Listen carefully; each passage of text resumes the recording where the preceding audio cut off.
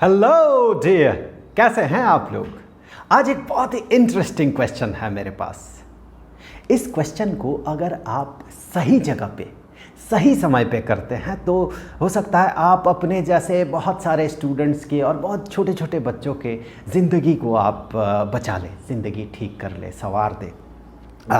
Actually question जो है ये बच्चों के माता पिता से है।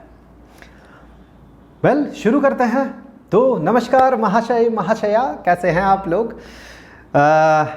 हम लोग जो अपने छोटे छोटे बच्चों को हम कुछ सिखाते हैं, कुछ भी सिखाते हैं, कुछ भी हो, तो हम उससे क्या उम्मीद करते हैं।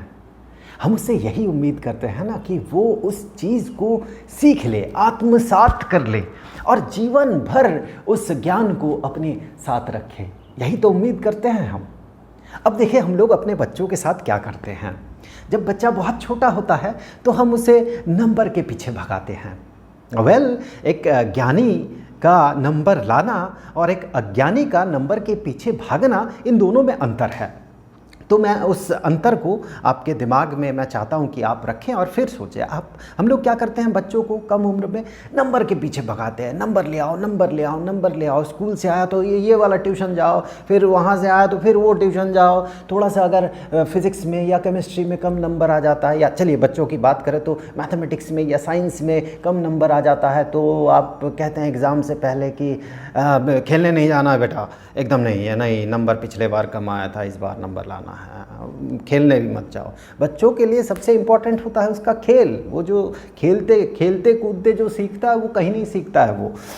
जो भी है, हम लोग क्या करते हैं, बच्चों को नंबर के पीछे भगाते हैं। सम इमेजिनरी चीज़ के पीछे हम उसे भगाते हैं एंड उसके लिए जो ज़्यादा रियल है उन चीज़ों को हम उनके जीवन से हटा देते हैं। बच्चा क्या सीखा कि number is more important than sports, या फिर number is more important than, number मतलब marks, so marks are more important than the relations.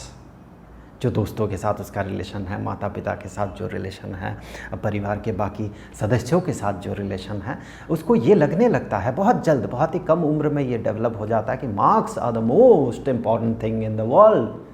क्यों? क्योंकि माता पिता हमेशा उसी की बात करते हैं, बिल्कुल बात नहीं करते हैं बेटा अपने दोस्तों के साथ आज क्या किया, किसी का हेल्प किया या नहीं। तो ठीक है, वो तो आपका डिसीजन है, आप अपने बच्चों के साथ क्या करेंगे, लेकिन मैं इन जनरल बात कर रहा हूँ। मोस्ट ऑफ द केसेस ऐसा होता है। और माता पिता को ये लगता है कि अगर नंबर काफ़ी सारा भर भर के आ जाए तो फिर ज़िंदगी संवर जाती है। ओके, ठीक है, हो सकता है, अब मैं ऐसे डिनाई नहीं करूँगा और मैं ऐसे सपोर्ट भी नहीं करूँगा, ऐसा लगता है। और माता पिता को लगता है कि एक बार अच्छे कॉलेज से अच्छे मार्क्स के साथ वो पास आउट हो जाए तो फिर और क्या, और कुछ नहीं, बस सब संवर जाएगा। लेकिन दोस्त, आप बहुत कुछ तो जानने की कोशिश आप करते हैं, बहुत कुछ जान लेते हैं, लेकिन हम लोग जो है बेसिकली हम लोग अपने मन को ही नहीं जानते हैं।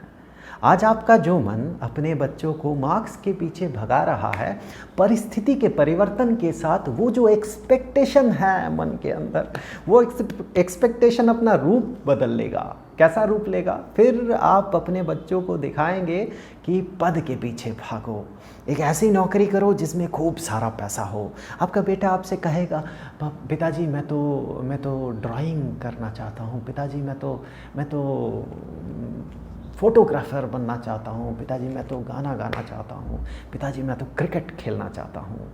आप क्या कहेंगे? आप सिक्योरिटी का झुंझुना पकड़ाएंगे उस समय अपने बच्चे को कि ये सब सिक्योर्ड नहीं है, फ्यूचर अनसर्टन है।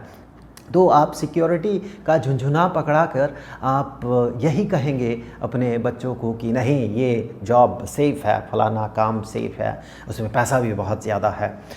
तो अब आपका बेटा आपसे क्या सीखा? आपसे यही सीखा कि पैसा ज़्यादा इम्पॉर्टेंट होता है न कि रिलेशंस, पद ज़्यादा इम्पॉर्टेंट होता है न कि सपने, मतलब अपने दिल से निकला हुआ जो काम है उससे ज़्यादा इम्पॉर्टेंट होता है। मतलब समहाउ आपने उस बच्चे को ये सिखा दिया कि अगर जीवन में सबसे इम्पॉर्टेंट किसी एक चीज़ को चुनना है तो वो पद और पैसा है। अब क्या करते हैं हम लोग ना दोस्त, समय में थोड़ा आगे चलते हैं, बहुत आगे चलते हैं। आप बूढ़े हो गए हैं, सब हर एक को होना है बूढ़ा, मैं भी बूढ़ा होऊंगा, आप भी बूढ़े होंगे। तो आप बूढ़े हो गए हैं और आप अथर्व हो गए हैं, मतलब ठीक से चल फिर नहीं पा रहे हैं, एकदम से आप बेड रिडन लगभग हो गए हैं। होना है, वो तो आएगा समय। उस समय आपको आपका बेटा बड़ा याद आ रहा है कि बेटा बहुत दिन मिलने नहीं आया और शायद मैं कुछ ही दिन ज़िंदा रहूँगा, एक बार बेटे का चेहरा देख लूँ। आप फ़ोन घुमाते हैं, बेटा कैसे हो बेटा, देखने का बड़ा मन कर रहा है बेटा, एक बार आ जाओ। आपका बेटा रिप्लाई क्या करेगा? आपका बेटा कहेगा पिताजी अभी ऑफिस में बहुत काम है, मैं बहुत बिज़ी हूँ, अभी प्रमोशन होने वाला है, इस समय मैं जा नहीं सकता। आप क्या कहेंगे? आप कहेंगे, अपने अपनों से ये कहेंगे कि आजकल के बच्चे बदल गए, पहले जैसा नहीं रहा, माता पिता की इज़्ज़त नहीं रही और प्रेम नहीं रहा, सब कुछ मैकेनिकल हो गया है, लोग पैसे को ज़्यादा अहमियत दे रहे हैं। दरअसल आपका बेटा आप ही के सपनों को पूरा कर रहा है। आपने जो सिखाया उसी को उसने आत्मसात कर लिया है। इसमें आप समाज को क्यों दोष देते हैं? आप क्यों कहते हैं कि बेटा मेरा बदल गया है, बच्चे बदल गए, आजकल के बच्चे अलग हैं, आप लोग अलग थे, ऐसा क्यों कहते हैं आप फिर? आप जो भोगेंगे वो आप ही का कर्मफल होगा। आप जैसा करेंगे एग्जैक्टली वैसा ही भोगेंगे। मैं ये कहना चाहता हूँ कि आप जो भी करें अपने बच्चों के साथ, मैं कोई नहीं होता कि मैं आपको डिसीजन दूँ, डिसीजन आप ही को लेना है।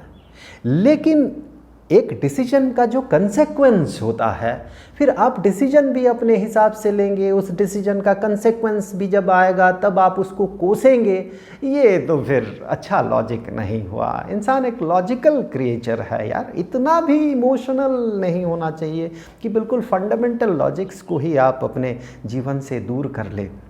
कर्म और कर्मफल को भारतीय सभ्यता में जितने फिलॉसफीज़ हैं सब इसे मानता है। कोई भी डिनाई नहीं करता है कि कर्म और कर्मफल इंटरट्वाइंड नहीं है, ऐसा कोई नहीं मानता है। सब मानता है कि कर्म और कर्मफल इंटरट्वाइंड है, एक दूसरे के साथ संपूर्ण रूप से जुड़ा हुआ है। जैसे करेंगे वैसे ही भरेंगे। और करना क्या है ये आपका मनस्थिति ये डिसाइड करके आपको देगा।